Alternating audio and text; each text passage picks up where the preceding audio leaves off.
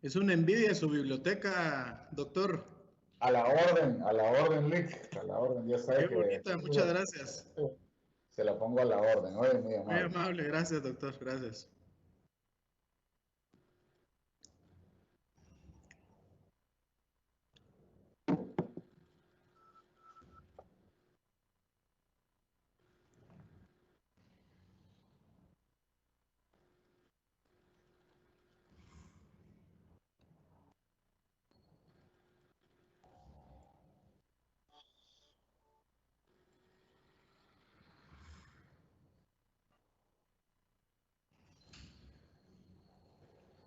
Buenos días.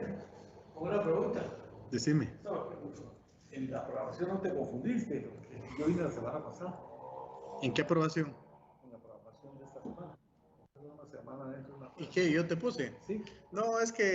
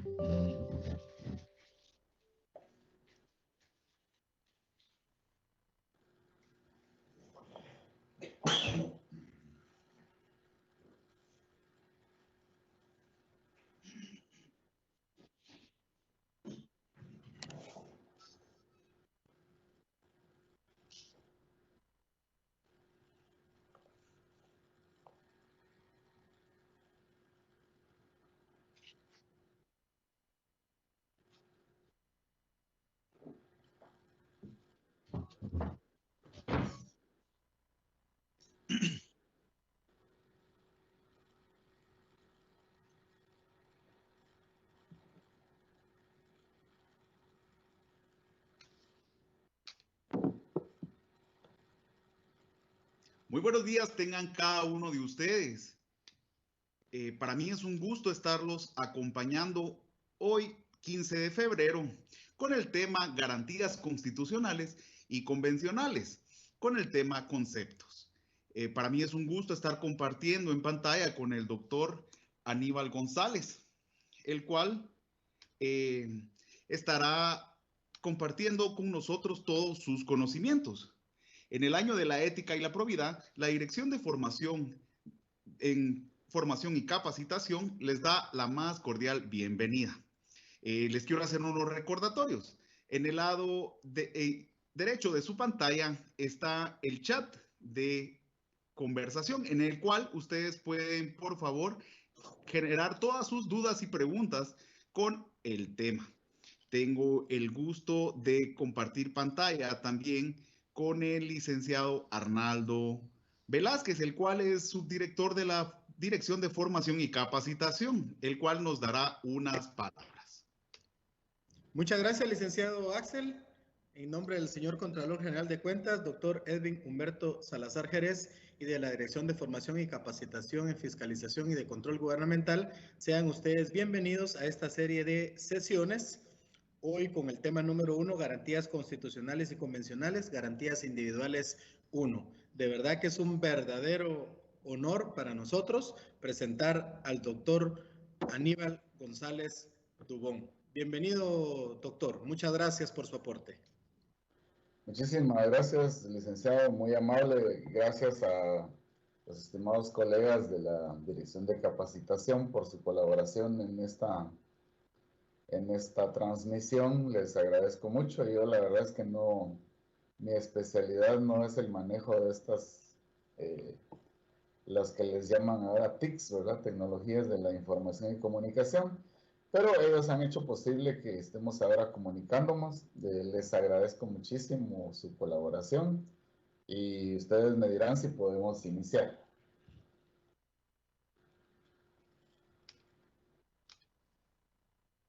Sí, doctor, solo quiero hacer un recordatorio. Durante el evento vamos a estar pasando un formulario para el cual ustedes pueden registrar su participación y antes de iniciar, me gustaría mucho compartir un poco del historial y la vida del doctor Aníbal González Dubón. Él, de profesión oficio, es abogado y notario de la Universidad de San Carlos y administrador de empresa. Dentro de sus posgrados es doctor en Derecho Constitucional, summa cum laude USAC, es doctor en Derecho cum laude USAC y magíster en Ciencias en Derecho Mercantil de la USAC. Dentro de su experiencia de trabajo ha sido abogado litigante con experiencia en toda clase de litigios en tribunales de justicia. Ha sido consultor independiente en asuntos jurídicos y notariales, consultor del Estado y experiencia como docente desde hace más de 16 años. Así que para nosotros es un gusto tenerlo acá y adelante con su exposición, doctor. Lo escuchamos. Muchas gracias, Lick, muy amable. Voy a poner la pantalla completa. Si en algún momento no se ve o no se escucha, por favor me pueden decir para poder corregir el defecto. Bien, en primer lugar, le doy la bienvenida a todos los estimados colegas que están presentes en esta charla. Muchísimas gracias por disponer de su tiempo para estar presentes. La clase es de 7 a 8, entonces vamos a hacer las presentaciones de manera sucinta. Las dudas que puedan surgir, no sé qué método tienen ahí para los colegas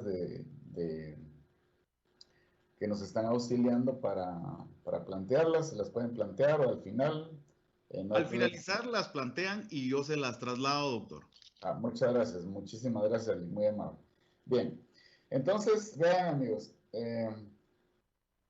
lo que vamos a estudiar ahora es una parte muy importante del derecho procesal constitucional.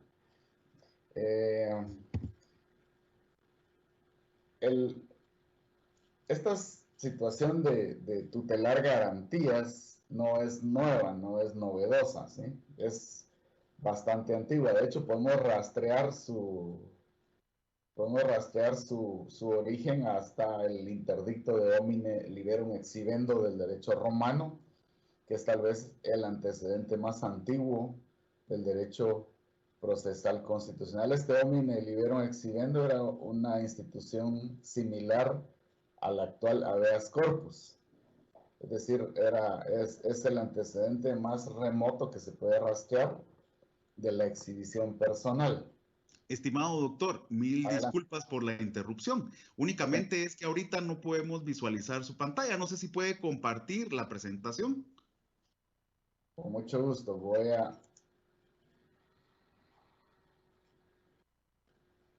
a ver cómo la... Pensé que ya estaba compartida. Ahorita voy de nuevo a tratar de compartirla.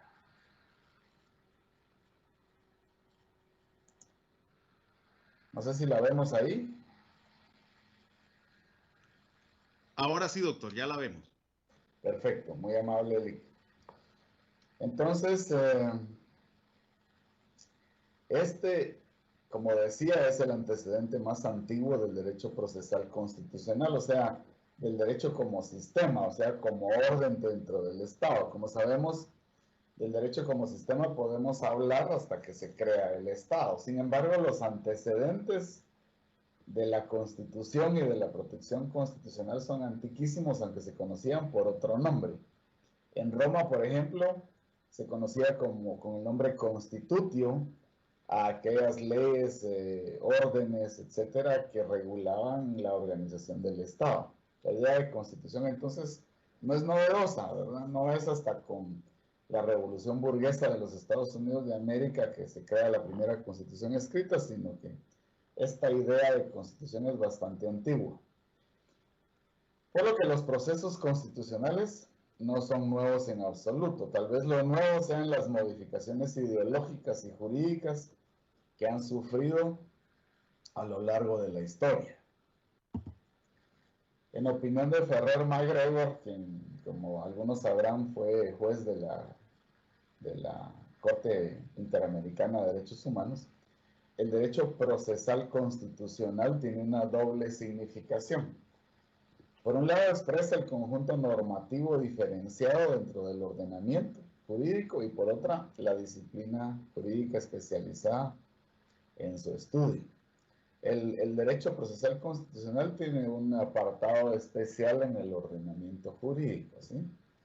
Ya es, o nos procura los medios para la defensa de los derechos constitucionales y también convencionales, también los derechos que nos otorgan las convenciones internacionales de derechos humanos. Rubio Llorente, otro autor, señala que la delimitación de estos dos aspectos entre las diversas disciplinas jurídicas es en buena medida resultado de la convención y por tanto objeto de debate. De la convención, o sea, de los acuerdos, ¿sí? De los acuerdos entre los distintos estudiosos del derecho procesal constitucional. Entonces, una definición de derecho procesal constitucional podría ser la de que es la parte del derecho público que se encarga del estudio sistemático de las garantías constitucionales y de la magistratura que las conoce. Pero al derecho procesal constitucional también se le conoce con otros nombres en distintas regiones del mundo. Por ejemplo, se le ha utilizado como sinónimo del término justicia constitucional en los casos de España, de Francia, de Italia, y en los Estados Unidos de América se le conoce con el nombre de Judicial Review.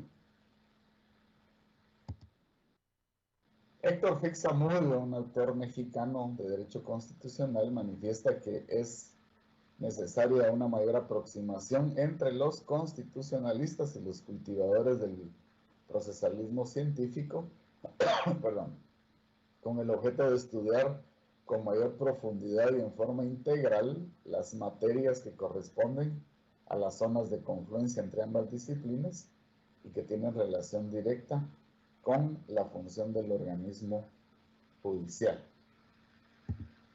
Es decir, la idea era si se debía llamar a esta disciplina derecho procesal constitucional o derecho constitucional procesal. Y alrededor de ese planteamiento se generaron muchísimos debates. Respecto de la distinción entre el derecho procesal general y el derecho procesal constitucional, existen dos principales vertientes de opinión. La vertiente que la considera autónoma mixta, al estimar que debe construirse bajo los conceptos, métodos y estructuras del derecho constitucional y del derecho procesal. La versión de esta postura ayuda a plantearse la pregunta sobre si existen disciplinas jurídicas mixtas. Y la segunda corriente defiende la autonomía procesal, tratando de establecer los principios y cimientos como rama de naturaleza procesal, de tal forma que sea tan autónoma como el derecho procesal civil o el derecho procesal penal lo son respectivamente del derecho civil y del derecho penal. Es decir, la pregunta es si el derecho procesal constitucional es autónomo respecto del propio derecho constitucional. Esta postura, entonces, la de la autonomía, estima que aun cuando el derecho procesal constitucional comparte los conceptos tradicionales de la teoría del proceso, existen particularidades y categorías propias que deben construirse y diferenciarse, especialmente del tradicional proceso civil, que contribuyó a sentar las bases generales del proceso, y de ahí avanzar en las categorías que caracterizan al proceso constitucional. No obstante lo expuesto, puede afirmarse, a pesar de que hay algunas opiniones discrepantes, que el derecho procesal constitucional tiene un fundamento científico y que debe atribuírsele al jurista más notable del siglo XX, que fue el señor Hans Kelsen. El fundamento científico del derecho procesal constitucional se encuentra precisamente en la monumental obra publicada por Kelsen en el año de 1928, titulada La garantía jurisdiccional de la Constitución o la justicia constitucional. Acá, no sé si me ven, pero tengo un ejemplar de este libro de Kelsen. Si estuvieran interesados en tener una copia, con mucho gusto yo la proporciono a los colegas de capacitación para que ellos se las puedan proporcionar. Entonces, se tiene como origen, como inicio del derecho procesal constitucional este libro de Hans Kelsen, que se llama La garantía jurisdiccional de la Constitución. A este respecto, el doctor Héctor Fix-Amodio afirmó: coincidimos con el notable procesalista español Niceto Alcalá Zamora y Castillo en cuanto sostuvo que el ilustre Hans Kelsen fue el fundador de esta nueva disciplina procesal, y si queremos, así sea de manera convencional, fijar una fecha de inicio de esta reciente rama jurídica, podemos señalar el año de 1928, cuando apareció el clásico estudio del jurista austríaco. Bueno, ya va a cumplir casi 100 años esta publicación, pero ubicados en el tiempo que marca la edad del nacimiento del derecho, podemos decir que es relativamente reciente, ¿sí? Nuestro sistema romano canónico o romano germánico que heredamos del sistema continental europeo, que es el que tenemos acá en Guatemala,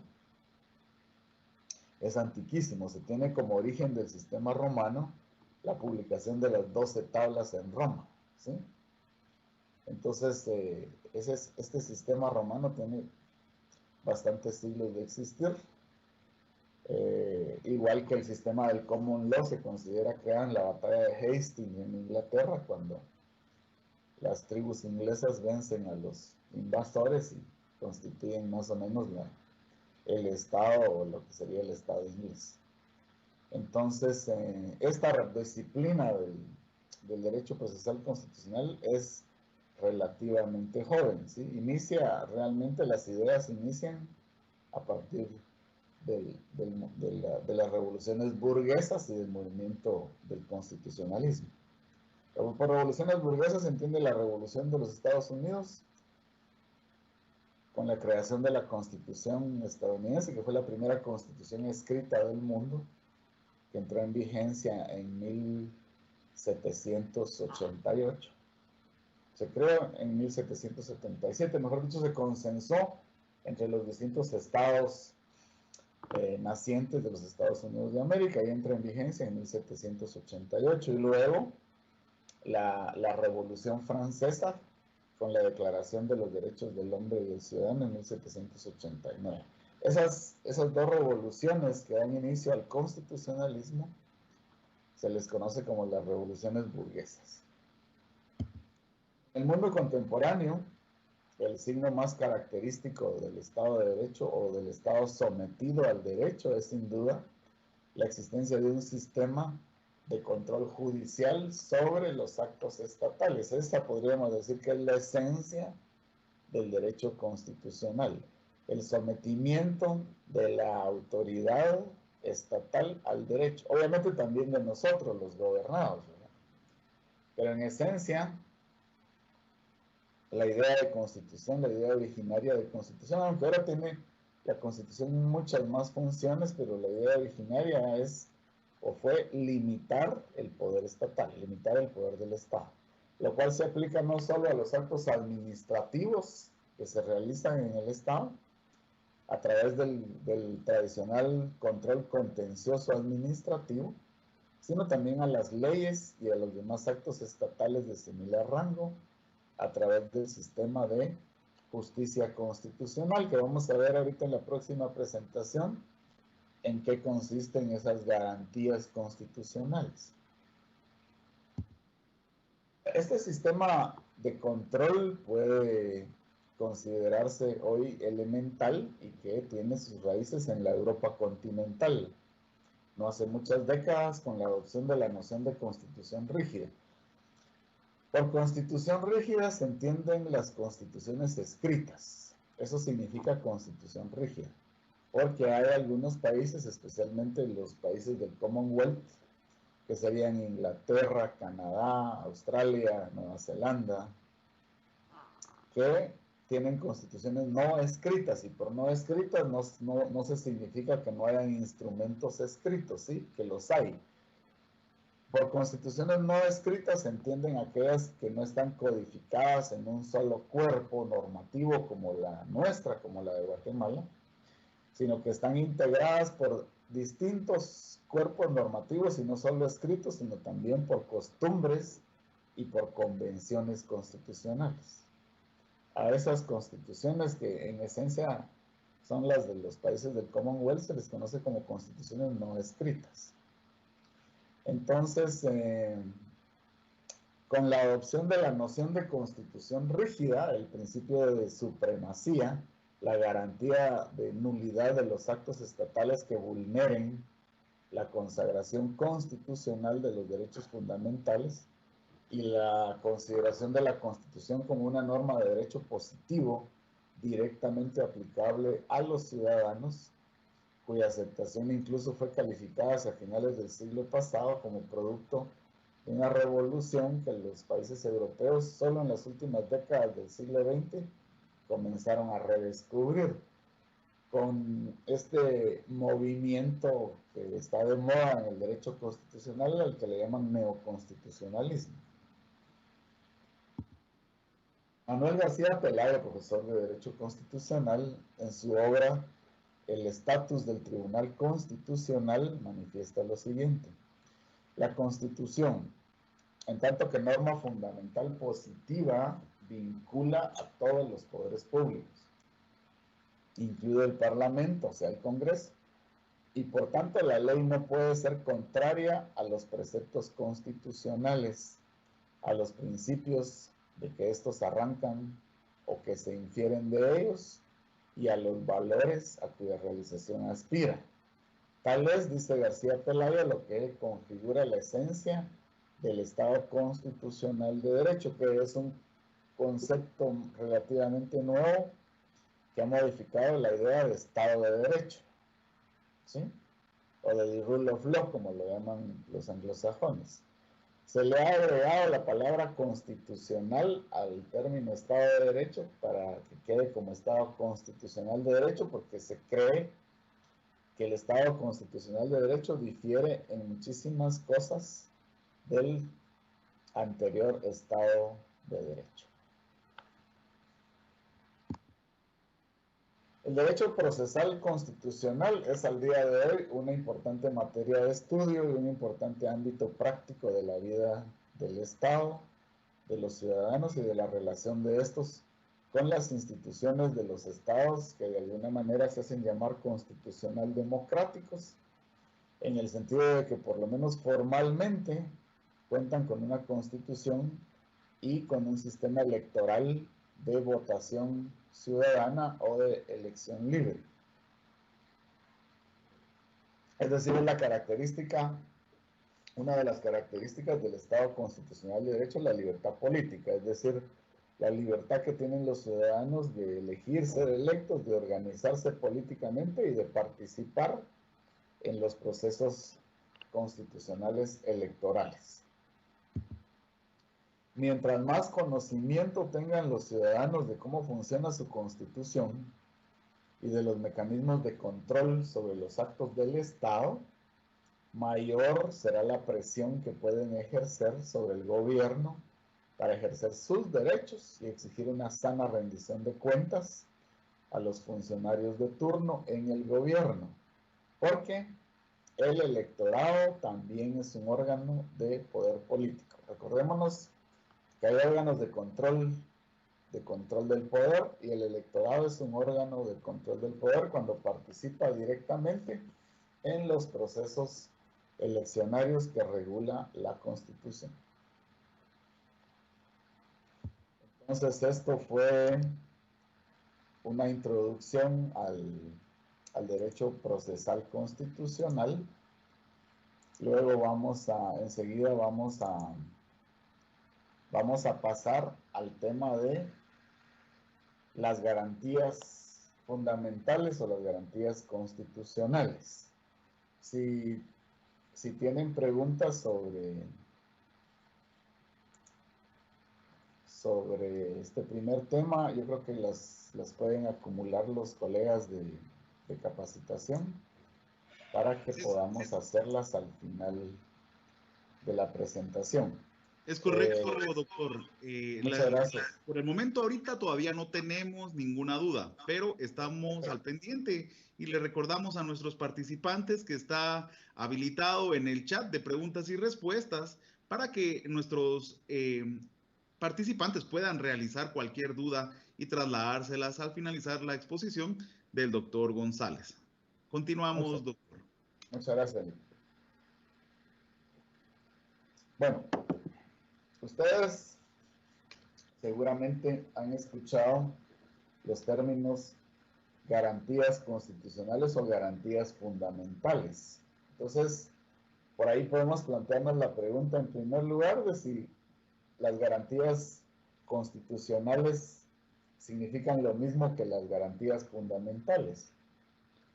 Y en segundo lugar, también es posible plantear la pregunta, ¿qué son las garantías constitucionales? O sea, ¿de qué estamos hablando cuando hablamos de garantías constitucionales?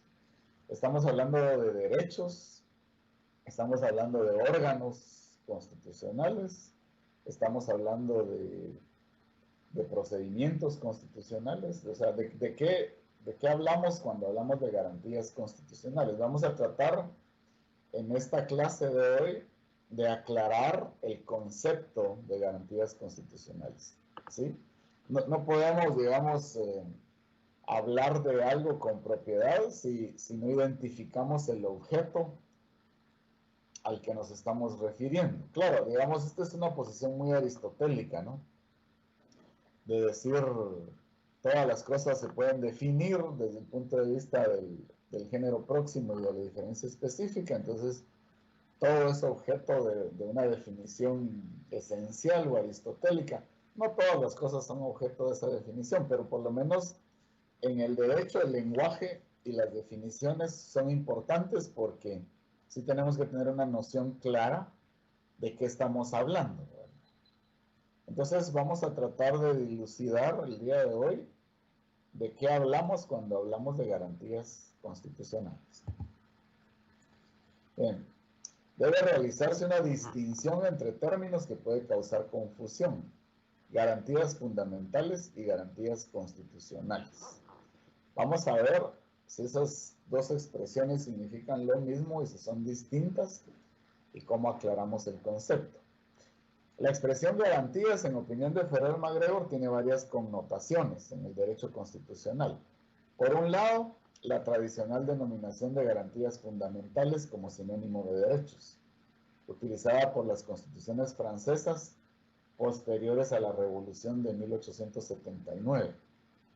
Por otro lado, aquella concepción que se refiere a los instrumentos sociales, políticos y jurídicos para preservar el orden jurídico establecido en la Constitución, como manifiesta Georg Jelinek. Y por último, su significación como método procesal para hacer efectivos los mandatos fundamentales. Vean entonces cómo Ferrer MacGregor nos esgrime estas tres concepciones o tres connotaciones del término garantías fundamentales. Manifiesta MacGregor, haciendo referencia a Fix-Amudio, que este último deriva de esa exposición la distinción contemporánea que debe existir entre garantías fundamentales referidas a los medios procesales que dan efectividad a los mandatos fundamentales cuando son desconocidos, violados o existe incertidumbre respecto de su forma o contenido. Y por su parte, otro autor, Hernández Valle, dice que en su sentido moderno las garantías constitucionales están constituidas por los instrumentos jurídicos predominantemente de carácter procesal, cuya finalidad consiste en lograr la efectividad del ordenamiento constitucional. Cuando exista incertidumbre conflicto, conculcación o amenaza de violación de ese ordenamiento. Vemos cómo entonces, poco a poco, se va reduciendo la significación de garantías constitucionales a los instrumentos procesales para la defensa de los derechos constitucionales. Y los derechos convencionales también, es decir, los derechos que provienen de las convenciones internacionales sobre derechos humanos. En Guatemala, el instrumento procesal para hacer valer nuestros derechos constitucionales y también convencionales es el amparo, ¿verdad? Es la institución del amparo. También, por ejemplo, están otras instituciones que vamos a ver obviamente en el curso. Esencialmente la Convención Americana de Derechos Humanos dice que en todos los Estados miembros de la Convención, los ciudadanos deben tener acceso a un recurso efectivo, sencillo y rápido para hacer valer sus derechos, y ese instrumento es el proceso de amparo. Así también lo ha reconocido en su jurisprudencia la Corte Interamericana de Derechos Humanos. Jorge Mario García Laguardia, a quien algunos de ustedes conocen, puede que hayan recibido clases con el doctor García Laguardia, es un doctor guatemalteco, manifiesta que el segundo contenido de la defensa de la Constitución son las garantías constitucionales. En cuanto a la confusión, dice Jorge Mario García Laguardia, entre garantías fundamentales y garantías constitucionales, durante mucho tiempo se les tuvo como sinónimo de derechos, insistiendo sobre un equívoco que se remonta a la Declaración Francesa de los Derechos del Hombre. El artículo 16 de esta declaración decía que toda sociedad en la cual la garantía de los derechos no esté asegurada no tiene constitución. Y en una interpretación equívoca que se volvió histórica, pasó a los textos constitucionales, especialmente los latinoamericanos, con el nombre de garantías individuales, o sea, la regulación de los derechos humanos. Aquí explica entonces Jorge Mario García Laguardia la confusión que hay entre garantías fundamentales y constitucionales. Jorge Lineck, por su parte, formula una visión distinta de las garantías constitucionales. Desde su punto de vista, en ellas se incluyen tanto los mecanismos internos de defensa como los mismos derechos tutelados por la Constitución. Entonces, para Jelinek, ahí en este término garantías constitucionales se reúnen los derechos sustantivos, es decir, las normas que otorgan derechos, y los instrumentos procesales que nos da la Constitución para defenderlos, o sea, las normas procesales, se integran ahí según Jelinek. Otro sector de la doctrina, en un sentido genérico, comprende dentro del término las medidas de protección constitucional y además las propias garantías procesales. Entonces el término garantía sería sinónimo de defensa constitucional. Jelinek habla de garantías de derecho público para referirse a aquellos medios establecidos por el constituyente para preservar el ordenamiento del Estado. Leon Duguid las dividía en garantías constitucionales preventivas y represivas. En América Latina, las ideas de estos dos tratadistas han tenido una clamorosa influencia durante muchos años en las facultades de Derecho.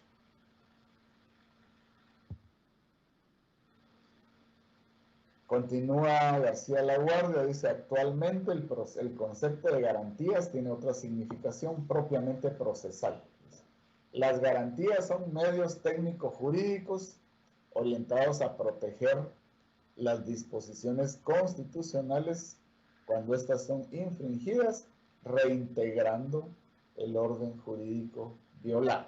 Bueno, me parece que acá tenemos ya aclarado el concepto de garantías constitucionales. Acá podemos releer esta idea yo les dejo claro, digamos, ustedes pueden discrepar con estas opiniones porque la teoría, la doctrina, la ciencia, pues es esencialmente discutible, ¿no? O sea, lo que hacemos es ver o examinar qué es lo que han escrito los autores más destacados en este campo y tratar de acceder a ese conocimiento. Pero ustedes están en libertad de discrepar, por supuesto, porque así es como se produce el conocimiento con el debate. Entonces creo que acá nos quedaríamos, por lo menos en el curso, con este concepto que nos da el doctor García Laguardia. Las garantías son medios técnico-jurídicos orientados a proteger las disposiciones constitucionales cuando éstas son infringidas, reintegrando el orden jurídico violado. Esto se aplica también a las disposiciones convencionales, ¿sí? O sea, a las disposiciones contenidas en los tratados internacionales de derechos humanos de los cuales el Estado de Guatemala es parte. Porque una garantía constitucional que es el amparo también se utiliza igual para reintegrar el orden convencional violado cuando lo utilizamos precisamente para eso, para reintegrar el orden de las convenciones internacionales de derechos humanos cuando creemos que a alguien le han sido violadas o hay una amenaza de violación, ¿verdad?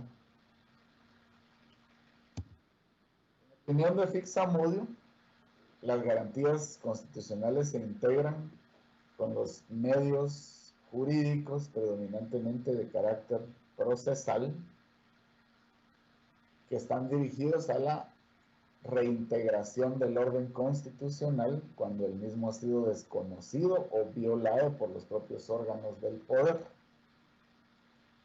a pesar de los instrumentos protectores, instrumentos destinados a la corrección de una patología constitucional. Vean entonces cómo Fixamudio acá, coincidentemente con el origen de las garantías constitucionales, nos dicen que están dirigidos a la reintegración del orden constitucional cuando el mismo ha sido desconocido o violado por los propios órganos del poder, es decir, las garantías constitucionales están destinadas a ser instrumentos contra el poder. ¿Contra qué poder? Contra el poder del Estado y algunos otros poderes que no son del Estado, pero que tienen carácter de autoridad según la ley de amparo. Pero en síntesis, nos defendemos del poder del Estado. En mi opinión, sea, por ejemplo, la acción de amparo sea desnaturalizada, permitiéndole a órganos del poder del Estado ser sujetos activos del amparo. Porque eso es como que el Estado, y eso es culpa del Acuerdo 1-2013 de la Corte de Constitucionalidad, cuando le permite a la autoridad impugnada en el amparo ser parte en el amparo. Para mí eso carece de sentido, porque entonces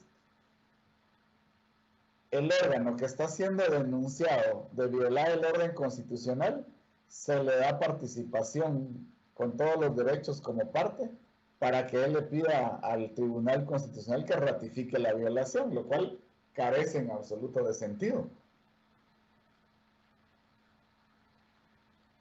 Ese acuerdo 1-2013 obviamente es inconstitucional porque la Corte de Constitucionalidad no tiene facultades legislativas. Hubo una acción de inconstitucionalidad contra el acuerdo 1-2013, obviamente lo declararon sin lugar para no comprometer la responsabilidad de la Corte ahí, pero la Corte no tiene facultades para ampliar la ley de amparo, ¿verdad? Ahí en ese acuerdo 1-2013 se introducen facultades para suspender definitivamente el amparo, cosa que la ley de amparo no la regula en ningún momento. Entonces, por medio de un acuerdo, suspenden un amparo cuando la ley ordena tramitar el amparo y llegar hasta la sentencia. Eso carece de sentido totalmente, pero como lamentablemente aquí en Guatemala ese tipo de cosas suceden. Pero para mí eso es algo totalmente inconstitucional, que se le permita al órgano denunciado, a la autoridad impugnada en el amparo, solicitar que se declare sin lugar el amparo, como quien dice que se ratifique su violación. Pero bueno, se los dejo a su análisis. Entendido de esta manera, las garantías constitucionales que consagra la Constitución Política de la República son las siguientes: la exhibición personal, el amparo, la inconstitucionalidad de las leyes y el habeas data. El habeas data no está regulado exactamente en la Constitución como garantía, ¿verdad? Porque esa es una institución nueva que cuando los constituyentes hicieron la Constitución del 85, la idea de habeas data era un término relativamente nuevo y no la contemplaron como garantía. Pero la institución de la habeas data, en mi opinión, está distribuida en varios artículos de la Constitución que, aunque no digan que se refiere a la habeas data, sí regulan instituciones de habeas data. Lo vamos a ver en su oportunidad en este curso. Entonces, tomando la definición de García Laguardia, que las garantías constitucionales son los instrumentos procesales que regula la Constitución para la protección, la restitución o la amenaza, para combatir esas tres situaciones de derechos fundamentales. Esas garantías constitucionales que consagra la Constitución serían esas cuatro: la exhibición personal, o sea, el habeas corpus; el amparo; la inconstitucionalidad de las leyes, que puede ser leyes, reglamentos o disposiciones de carácter general, vamos a ver la diferencia; y el habeas data. Estas garantías se regulan en los artículos 263, 265, 266 y 267 de la Constitución Política, con excepción de la habeas data, que está distribuido en algunos artículos, ¿verdad? Por ejemplo, el 29 y el 30 de la Constitución, pero cuando veamos esa institución vamos a verlo con detenimiento. Las garantías descritas son desarrolladas por la Ley de Amparo, Exhibición Personal y de Constitucionalidad en cuanto a la habeas data en la Ley de Acceso a la Información Pública. Lamentablemente, que la habeas data se refiere o se aplica solo a órganos públicos, a órganos del Estado. Para mí, debería aplicarse también a personas privadas, porque para las personas privadas que violen el habeas data, no hay sanción acá en Guatemala. No hay sanción porque las personas privadas que manejan la información, valga la redundancia, privada de las personas, son poderes extraconstitucionales, valga la redundancia, poderes económicos demasiado fuertes que no han permitido que se legisle para regular también la protección de la habeas data contra personas particulares. Entonces, eso es más o menos, este es el contenido de la clase de hoy. Mis estimados colegas, quería hacer una introducción al ámbito que vamos a estudiar, que es el derecho procesal constitucional, y que quede claro qué son las garantías constitucionales, que podemos extender el concepto también a las garantías convencionales, es decir, las garantías que regulan las convenciones internacionales de derechos humanos, de las cuales el Estado de Guatemala es parte. Entonces, con esas garantías es que al ciudadano o a los entes que reconoce la ley como personas, se les da el poder precisamente para ejercer ciudadanía, para utilizar esas garantías para ejercer derechos, o bien para protegerlos, o bien para restaurar los que les han sido violados. Así que las exposiciones, los estimados colegas de la Dirección de Capacitación, me imagino que las pueden poner a disposición de los estudiantes que participen en el curso para que las tengan, y si no, me mandan un correo, con mucho gusto se las provee. Este es el libro que les hablaba, publicado en 1928 por Hans Kelsen, que se llama La Garantía Jurisdiccional de la Constitución o la Justicia Constitucional. Un librito pequeño, pero interesantísimo y valiosísimo. Si alguno de ustedes quisiera no un ejemplar, porque no tengo más, sino que solo una copia, yo con mucho gusto se las proveo a los colegas de la Dirección de Capacitación, y entonces para que pudieran tenerla y leerla. Es una lectura interesantísima. Así que ahora paso a dejarle la palabra aquí a mis estimados colegas de capacitación para ver si hay preguntas o aportes o si quieren ustedes dar algún aporte o aclarar algo, preguntar algo o dar un concepto a ustedes, bienvenidos. Sí, bueno, muy bien. Tenemos dos preguntas por el momento. Adelante. La primera consiste en, si en materia laboral, cuando favorece al trabajador la materia, ¿puede ser superior a la Constitución? No hay nada superior a la Constitución. De hecho, la Constitución regula la materia laboral, ¿verdad? Pero toda la materia laboral debe estar referida al contenido constitucional. No hay nada superior a la Constitución, ni siquiera las convenciones de derechos humanos, porque las convenciones de derechos humanos en la escala jerárquica o en la pirámide kelseniana, por ponerle un nombre, están abajo de la Constitución. Recordemos que el artículo 204 de la Constitución dice: la Constitución prevalece sobre cualquier ley o tratado. Entonces no hay nada arriba de la Constitución, nada. Y ya hay jurisprudencia suficiente de la Corte de Constitucionalidad que defienden el principio de supremacía constitucional. Muy bien.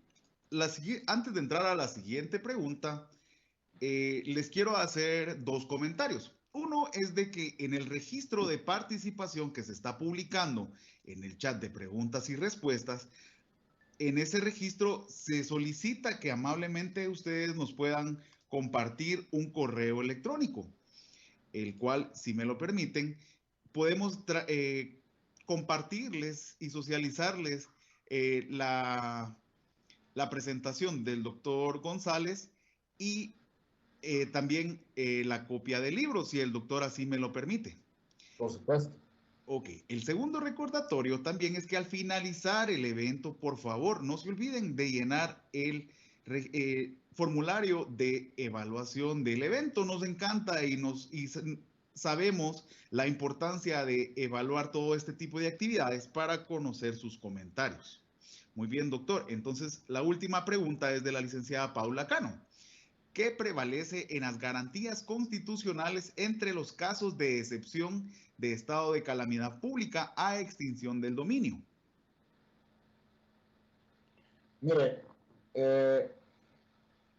los estados de excepción son limitaciones a los derechos constitucionales, pero están regulados en la Constitución, y la Constitución establece taxativamente qué derechos están limitados. Mientras dure el estado de excepción, siempre y cuando haya sido ratificado por el Congreso de la República, los derechos que se limitan, que tienen que estar manifestados en el decreto legislativo, no se pueden defender por las garantías constitucionales porque están suspendidos. Pero recuérdense que esa suspensión es constitucional. La suspensión, la misma Constitución la está permitiendo, ¿verdad? Lo que sí podría hacer es que los abusos que hayan sido cometidos por los poderes del Estado mientras dure el estado de calamidad, puede deducir la responsabilidad cuando esté cesado, ¿verdad? Ahora, la otra parte de la pregunta, perdone, ¿cuál era? Algo sobre la extinción de dominio.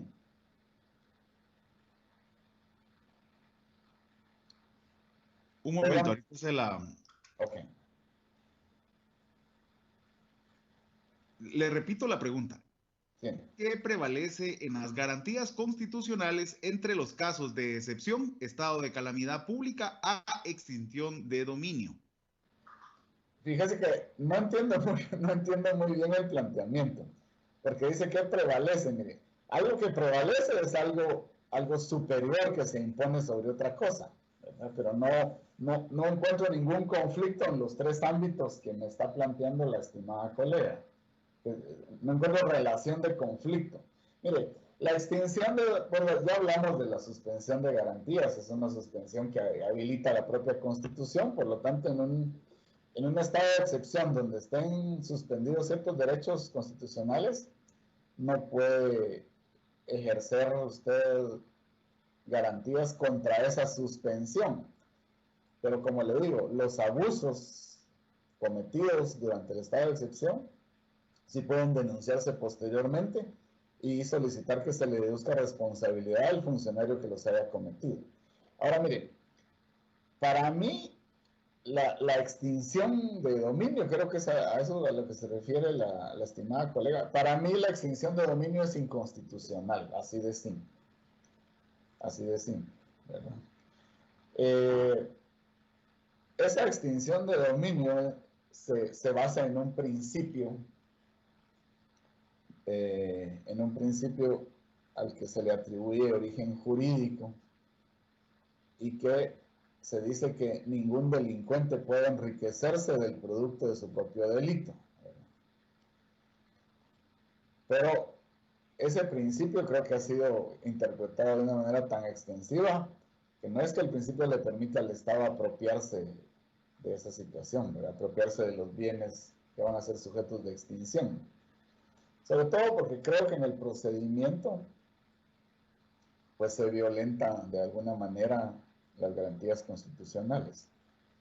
Por ejemplo, ayer supe el caso de un señor que iba en bicicleta, en el no sé qué municipio de Guatemala, iba el señor en su bicicleta, lo pararon unos policías y le pidieron la factura de la bicicleta. Y como no presentó la factura porque no la cargaba, y amigos, ¿quién diablos va a cargar la factura de su bicicleta? Entonces le quitaron la bicicleta y la consignaron. Entonces, hágame usted favor. Algo así me parece la situación de la extinción de dominio. Pero, mire, esa ley de extinción de dominio, igual que la ley de lavado de dinero, igual que otro tipo de leyes, le han sido impuestas por la fuerza al Estado de Guatemala, por los países que en teoría están combatiendo el lavado de dinero, ¿verdad? Son Estados Unidos, Inglaterra, etcétera, etcétera, y países europeos.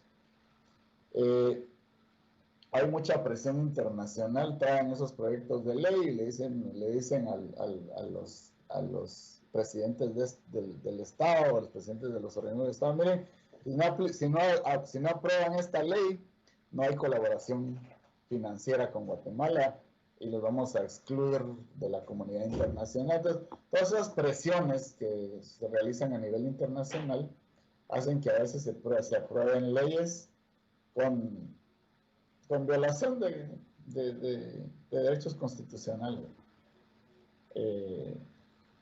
Esa es mi opinión, pero digamos, solo vamos a terminar de clarificar el concepto. Miren, la Constitución está por encima de cualquier otra ley o cualquier tratado.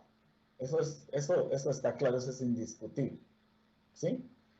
Y por garantías constitucionales entendemos los procedimientos procesales constitucionales que le sirven al ciudadano para proteger sus derechos en caso de amenaza, para restituirlos en caso le hayan sido violados, ¿sí? Esas garantías ya vimos cuáles son: la exhibición personal, el amparo, el control de constitucionalidad de leyes, reglamentos y disposiciones generales y el habeas data. Esos instrumentos nos sirven precisamente para eso, para proteger nuestros derechos en caso de amenaza o bien para pedir que se nos restituyan en caso hayan sido violados. ¿Sí? No hay nada por encima de la Constitución, ninguna ley, ninguna disposición general, ningún reglamento, ninguna ley, ninguna convención, ¿sí?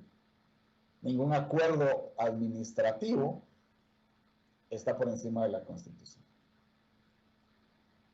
Muy bien, continuamos. Tenemos varias interacción de parte de nuestros participantes. Tenemos 4 preguntas, las cuales las voy a dividir en 2. Maino Rodríguez nos pregunta, a nivel internacional, ¿qué implica para Guatemala incumplir con una convención? Ejemplo, la pena de muerte en materia de derechos humanos. Esa es la primera pregunta. Y la segunda es, ¿a qué se refiere el habeas data y cómo funciona en nuestro medio? Muy bien. Voy a contestar la primera pregunta.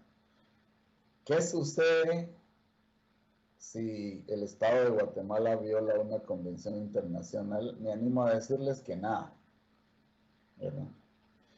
Lo que podría pasar es que el órgano encargado de administrar el tratado va a calificar a Guatemala como un Estado violador de derechos humanos, y entonces por ahí eso va a llegar a la OEA y en fin, ¿verdad? Pero en esencia, nada, porque ningún órgano internacional, ningún tribunal internacional tiene la potestad de ejecutar sus propias sentencias. De hecho, por ejemplo, hay un sinnúmero de sentencias de la Corte Interamericana de Derechos Humanos que han sido desobedecidas por los Estados miembros, ¿verdad? Nunca se han ejecutado porque los estados se han negado a obedecerlas, y con eso no pasa nada. Más que una tacha por ahí de que se está violentando los derechos humanos, la Corte lo que hace es hacer supervisiones in situ a veces, o sea, en el lugar, y emitir una declaración de que no se ha cumplido con ejecutar tal y tal sentencia, pero hasta ahí llega. ¿Por qué? Porque el derecho internacional no puede habilitar a los órganos de derecho internacional a ejecutar por sí mismos una sentencia, estaría violando la soberanía de los estados. Y la Carta de la ONU y la Carta de la OEA en sus primeros artículos establecen que se establecen esos instrumentos internacionales. Uno de los fines es proteger la soberanía de los estados, por lo tanto ellos mismos no pueden violar esa disposición. Entonces, me animo a decirle que si se viola una sentencia de un tribunal internacional, por ejemplo, no pasa absolutamente nada. Más que una tacha que pudiera haber. Miren, Kelsen decía que el derecho internacional tiene 2 sanciones nada más, las represalias y la guerra. ¿Qué pasa, por ejemplo, si se quiere sancionar a un Estado en la OEA por el incumplimiento de un tratado? Tiene que someterse a votación la decisión a la Asamblea de la OEA.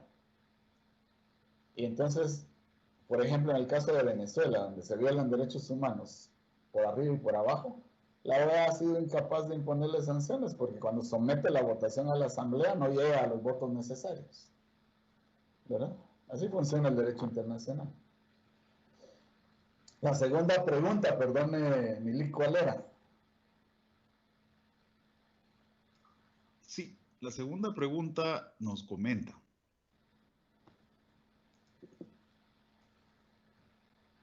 ¿A qué se refiere el habeas data y cómo funciona en nuestro medio? Muy bien, claro que sí. Mire, igual que el habeas corpus protege la libertad de las personas, el habeas data protege la información privada de las personas. Entonces, en algunas constituciones ya se ha regulado el habeas data como garantía constitucional. En Guatemala no se reguló así, pero como les digo, hay algunos artículos que se refieren al habeas data, y luego el Congreso de la República emite la Ley de Acceso a la Información Pública, en donde sí hay una protección ahí, si hay un habeas data ahí en la ley. Lamentablemente los sujetos obligados a proveer la protección son solo los órganos del Estado, como les decía, no los sujetos privados. Entonces, el habeas data lo que protege es la información sensible y privada de las personas. A eso se refiere. Así como el habeas corpus protege la libertad de las personas. Y el Abeas Data, pues lo vamos a ver con bastante detenimiento acá en este curso. No sé si hay alguna otra pregunta. Sí, tenemos dos más, estimado doctor. Adelante. Tenemos. El licenciado Ávila nos pregunta, ¿toda persona tiene garantías constitucionales, sea culpable o no de un hecho? Sí, toda. Eso no se le puede. La culpabilidad ahí no es óbice para violarle garantías constitucionales. Todos, absolutamente todos. Muy bien. Y la última pregunta es, ¿y la expropiación puede considerarse inconstitucional? Perdón, ¿y la expropiación puede considerarse inconstitucional? Bueno, la expropiación que proviene de la ley de expropiación, si se han seguido todos los procedimientos, no. Recordémonos que la misma Constitución establece que el orden social, el orden colectivo prevalece sobre el interés social prevalece sobre el interés individual siempre que entren en conflicto. Digamos, acá en la expropiación, si no se refiere a la que haya contenido en la ley de extinción de dominio, si se refiere a la que proviene de la ley de expropiación, no, porque es un desarrollo de ese principio constitucional que el interés social prevalece sobre el particular. Entonces, pero obviamente la expropiación tiene requisitos establecidos en la propia ley, ¿no? Tiene derecho de defensa, tiene derecho al debido proceso, tiene derecho al resarcimiento por la expropiación. Pero si se realizaron todos los pasos que la ley establece y todos los requisitos, entonces no sería inconstitucional. Obviamente, si es una situación de facto, de hecho, por supuesto que sí. Pero ya habría comisión de delito. No sé si tenemos alguna otra. Muy bien. Le comento, estimado doctor, no tenemos ninguna. Hay otras preguntas, pero por derivado del tiempo, creo que las vamos a trasladar a la siguiente clase. Muy bien. Únicamente tenemos que nos han transferido su correo electrónico a través del chat y quiero hacerle el recordatorio de que se está compartiendo los dos formularios, tanto el de registro de participación y socialización de presentación y de libro, como el de la evaluación del evento. Es importante que nos completen los dos. Y además tenemos también dentro del chat de las preguntas y respuestas muchas felicitaciones, muchos comentarios positivos hacia su persona, derivado de la exposición tan clara, por lo que quiero dar por finalizado este evento, sin antes unas palabras de despedida a cargo de su persona, doctor. Muchísimas gracias, licenciado. Muy amables a todos por su presencia.